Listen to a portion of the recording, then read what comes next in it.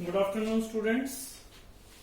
आज हम आपके पास रिवीजन क्लास के लिए हैं और ये रिवीजन क्लास आपके अपकमिंग यूनिट टेस्ट के लिए रखी गई है ताकि हम एक फास्ट क्विक रिवीजन करें, क्योंकि आपके लिए काफी हेल्पफुल रहे एग्जामिनेशन टाइम में। मेन टॉपिक्स का कुछ ब्रीफ व्यू देंगे। सबसे पहले तो चैप्टर इलेक्ट्रोस्टैटिक्स है आपके सिलेबस में। स्टार्टिंग से फास्टली एक बार थोड़ा सा हम लोग चेकआउट करेंगे कि कौन कौन से टॉपिक्स कैसे कैसे कवर अप करने हैं। इलेक्ट्रोस्टैटिक्स में सबसे पहली जो डिस्कशन मुझे करनी है वो डिस्कशन करनी है चार्ज की। चार्ज को हम लोग रिप्रेजेंट करते हैं Q से। Basically charge is represented by Q। Charge जो है पहले भी डिस्कस हो चुका है, अभी प्रॉपर्टी है एक बॉडी की जो उस बॉडी के नेचर के बारे में बताएगा। चार्ज को मेजर करने के लिए SI यूनिट रहेगा हमारे पास कूलम। चार्ज जो है हमारे पास कुछ प्रॉपर्टीज को फॉलो करेगा, कुछ विशेषताएं हैं चार्ज की, कुछ करेक्टरिस्टिक्स कह लो बेटा। प्रॉपर्टीज की जगह चार्ज की कुछ विशेषताएं हैं, करेक्टरिस्टिक्स हैं। जनरली जो कूलम है SI यूनिट तो है, बट कूलम में हमें चार्ज मिलेगा नहीं। चार्ज हमें मिलेगा छोटे यूनिट में, माइक्रो कूलम में, मिली कूलम में, नैनो कूलम में, इनमें चार्ज मिलेगा।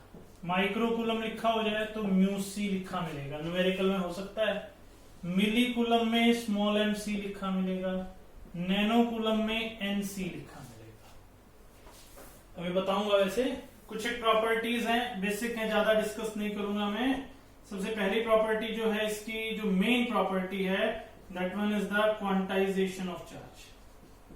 मोस्ट इंपॉर्टेंट प्रॉपर्टी है जिसको आपने डिस्कस करना ही करना है। बेसिक इसमें फॉर्मूला क्या लगता है, Q is equal to NE। एक बात ध्यान रखना, चार्ज दो टाइप का है मेरे पास, एक पॉजिटिव और दूसरा नेगेटिव। पॉजिटिव चार्ज किसकी वजह से आता है, प्रोटॉन। नेगेटिव चार्ज किसकी वजह से आता है, इलेक्ट्रॉन। अब इसी में फर्दर क्वांटाइजेशन ऑफ चार्ज का यूज होता है number of charge particle find out करने के लिए। तो N इज इक्वल टू क्या फॉर्मूला यूज करोगे, Q by E। Here E is the charge on electron. सिर्फ मैग्नीट्यूड डिस्कस ही करना है, तो E की वैल्यू मैं आपको बता देता हूं। N equals to Q by E है। E कितना रहेगा, 1.6 into 10 to power minus 19 coulomb. E की वैल्यू कितनी रहेगी, 1.6 into 10 to power minus 19 coulomb. Second one thing, बाकी like charges repel each other, attract each other, वो खुद कर लेना। Next one is the coulomb's law. Coulomb's law deals when two charges Q1 and Q2 are separated by a distance r, and Coulomb's law deals with the force experienced between these two charges, 1 by 4 pi epsilon naught Q1 Q2 by r square। अब इसमें एक null point का question मैंने करवाया हुआ है, वैसे आपने ध्यान भी रखना है। नल पॉइंट का मीनिंग क्या है, नल पॉइंट का मीनिंग है जहां पर जीरो नेट फोर्स अप्लाई होगा, वहां नल पॉइंट आ जाएगा भैया। नल पॉइंट पर न्यूमेरिकल बन सकता है अगर प्लस Q चार्ज ले लिया, प्लस Q चार्ज ले लिया, मीन सेम चार्जेस लिए तो नल पॉइंट आपका बीच में आएगा। क्यों आएगा? सपोज करो मैंने +1 रखा, रिपल्शन होगा, नेट फोर्स 0 बीच में ही हो सकता है। अगर मेरे पास अपोजिट चार्जेस हो जाते हैं, पॉजिटिव Q और नेगेटिव Q, तो अगर मैं यहां पॉजिटिव रख देता हूं तो इधर हमारे पास रिपल्शन रहेगा, इधर अट्रैक्शन रहेगा। तो इसमें नल पॉइंट कहां जाएगा? इसमें नल पॉइंट हम निकालेंगे बाहर। क्लियर? इधर अट्रैक्शन रह जाएगा हमारे पास, जो हमारे पास नेगेटिव और पॉजिटिव का है, इसका फोर्स इधर लगेगा, इसका फोर्स अपोजिट लगेगा, तभी नल पॉइंट निकलेगा। मीन्स अगर सेम चार्ज हो तो बीच में आ जाएगा, अपोजिट चार्ज हो तो बाहर निकल जाएगा null point. Coulomb's law vector form में किया था हमने। कूलम्स लॉ की वेक्टर फॉर्म की बात हम डिस्कस कर लेते हैं। कूलम्स लॉ हमारे पास वेक्टर फॉर्म में था, चेक करते हैं कूलम्स लॉ को वेक्टर फॉर्म।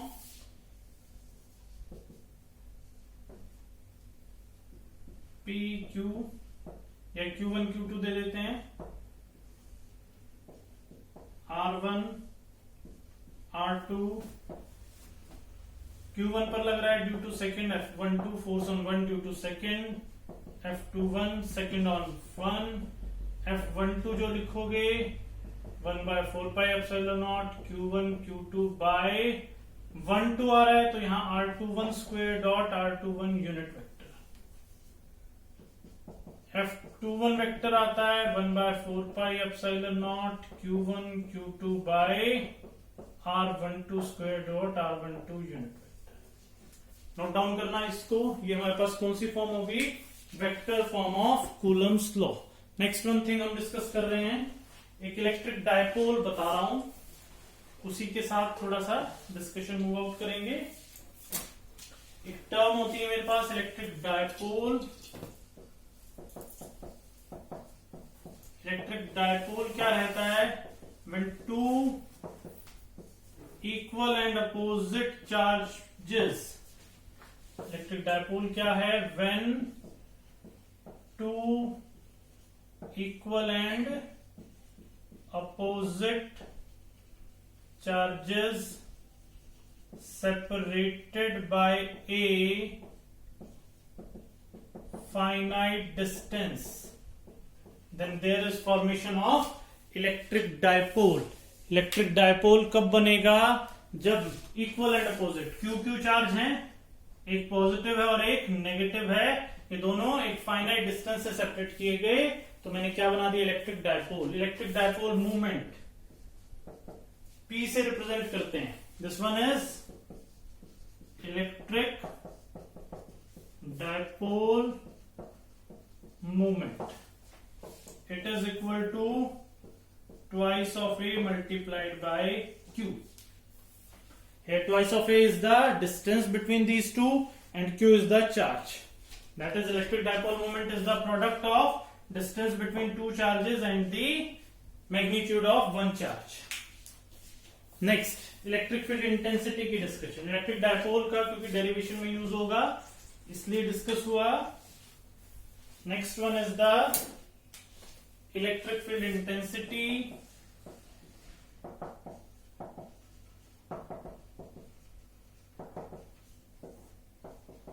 E वेक्टर से रिप्रेजेंट होगा। इलेक्ट्रिक फील्ड इंटेंसिटी इज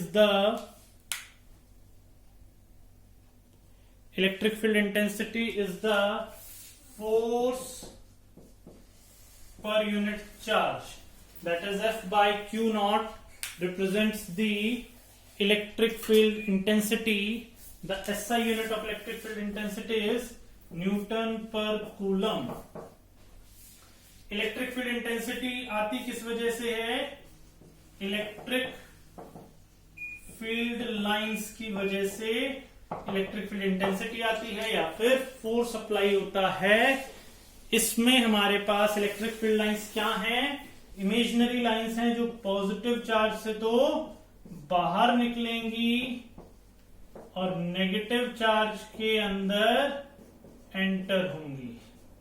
अगर मैंने एक डायपोल बना दिया, पॉजिटिव से बाहर आ रही हैं और नेगेटिव के अंदर जा रही है। अब कुछ इलेक्ट्रिक फील्ड